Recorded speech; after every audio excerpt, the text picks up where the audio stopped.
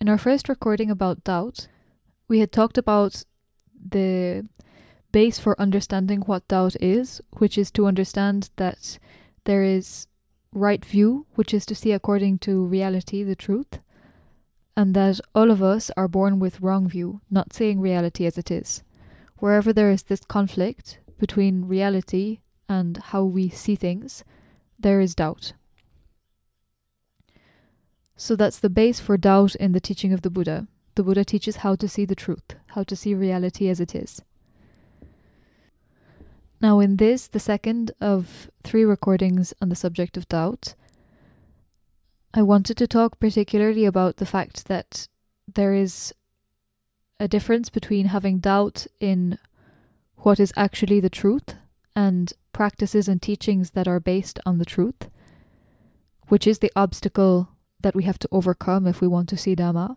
But there is also doubt in what does turn out to be a wrong teaching and wrong practice from the point of view of reality, the perspective of reality, and with the reference point of the aim to see reality as it is.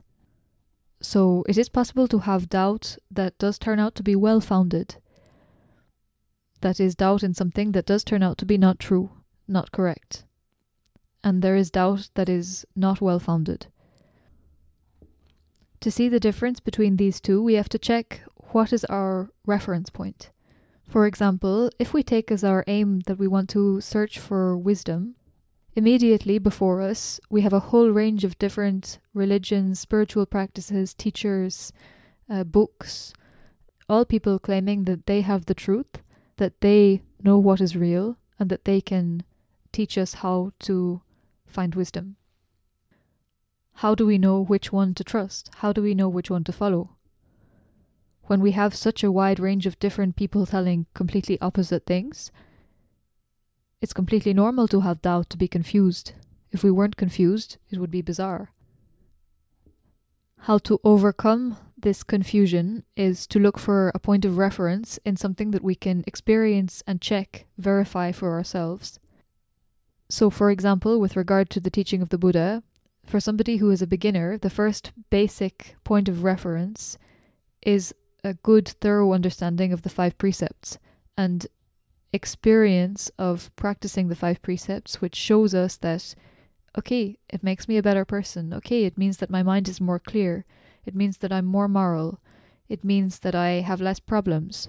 So, okay, all of these 5 precepts are well-founded, well-calculated.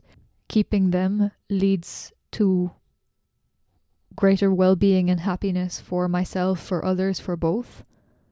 So, okay, already this gives me a base on which to found my trust in the one who teaches these 5 precepts, compared to anybody who doesn't teach these 5 precepts. To take this subject a step further, even if we have already taken as our clear aim to follow the Buddha's teachings and reach the aim of the Buddha's teachings, that is to remove the cause of suffering within ourselves, even then we are faced with a huge range of different meditation schools, different schools of practice, different teachers, having different interpretations of the Buddha's teaching, different ways of practicing, things that seem to conflict with each other. So how do we know which one to trust, which one to follow, which one to believe? Again here, it is appropriate to have a certain kind of doubt, especially if we've been practicing with great dedication for a long time, and yet we don't seem any nearer to reaching the goal. So to give an example to illustrate this, I already talked in a previous video about the example of going to Montreal. Following the path of the Buddha's teachings is like following the road to go to Montreal. Or if you're not familiar with Montreal, you can insert the name of whatever is your favorite city. So it's as if we hear about the city of Montreal, we hear about what's there, others who have gone there before us, and we have the aim of going there ourselves. So we take some directions from somebody to go to Montreal. And now our reference point for whether our directions are good or not is whether we're reaching Montreal or not, whether we see signposts for Montreal or not. We know it's supposed to take 2 hours to get to Montreal from where we are, But if after 5 hours we're still driving without seeing any signposts, now it's very appropriate to have doubt in our directions.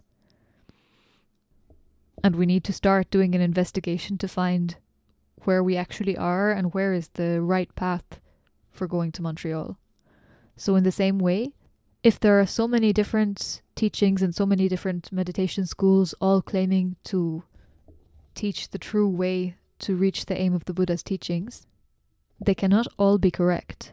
So if we happen to have a wrong practice, one that doesn't lead to reaching the aim of ending suffering, then we need to have some way of awakening doubt in it. If we don't have any doubt in it, it means we'll just stay with the wrong practice and nothing will ever change.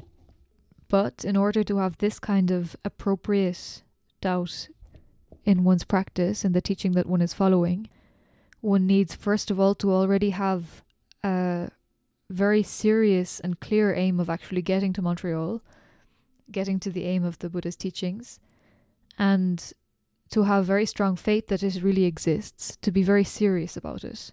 And it also requires practicing with some dedication, because if I'm not really practicing seriously, then I can't really put all of the blame automatically on my teaching. I have to put the blame first on myself. If I'm not practicing, I can't expect any results anyway. So this is the problem. Most people are not really that serious about their aim. Therefore, whether they're practicing rightly or wrongly, it doesn't really matter, or there's no reason to have doubt. Now, on the other hand, if we have the correct directions for going to Montreal, we are on the path to Montreal, and we have a good guide who has been there himself, who knows the way, and yet we are still getting confused about the correct way to go. Now, this is the doubt that is really the obstacle to seeing the truth. This doubt can only exist when there is wrong view and when there is ignorance about what is true. It's as if your teacher tells you to go right, but you have passed so many times this way before and you've always gone left. Always. Like you've gone left at this same junction 1,000,000 times, 1,000,000,000 times. You've never turned right. Like you never even realized there was the possibility of turning right. So when he tells you now to go right, it feels bizarre. It feels wrong. It doesn't feel like it can be correct. Always you've gone left. Always.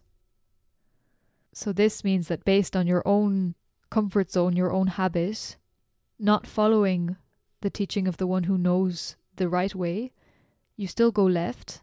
And so, of course, you go further away from the path to Montreal. And the further you go away from the path to Montreal and the less you follow the right path, then, of course, the less you actually advance towards Montreal, and the more doubt can arise about, where is Montreal? Is Montreal really there? Do I have the ability to get to Montreal or no? But this doubt is very funny. It's how we blame the path and our guide for the fact that we're not getting to Montreal, we're not reaching our aim, when of course it's because we didn't follow the path, we didn't follow our guide completely. So finally, there is really a world of difference between the doubt that is constructive and that leads to eventually finding the right practice, and the doubt that is an obstacle. They're totally opposite things, although they might feel like the same thing.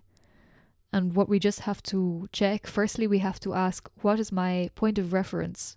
On what base do I have doubt? Am I having doubt just based on what feels right, what feels normal, my old habits, my old views that I don't like to change? Or do I have doubt because I've been practicing with utter dedication, following my teaching completely, and yet I haven't reached my aim and I haven't seen anything that confirms absolutely that I'm on the right path? If I'm really on the path to Montreal, I'm supposed to see signposts. But if I have seen signposts for Montreal, and yet I'm still getting confused and wondering if I should go left or go right when my guide tells me to go right, then this is the doubt that is clearly incorrect, that doesn't lead towards seeing as it is, but only further away from it.